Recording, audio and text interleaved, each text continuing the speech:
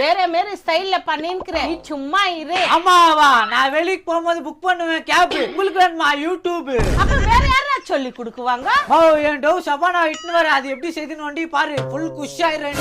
ஆமாவா, நம்ம யாருக்குன்னா தப்பு பண்ணா வர கர்மா, அவங்க ஆயா கொழும்பு செய்யற மாதிரி வருமா? ஆமா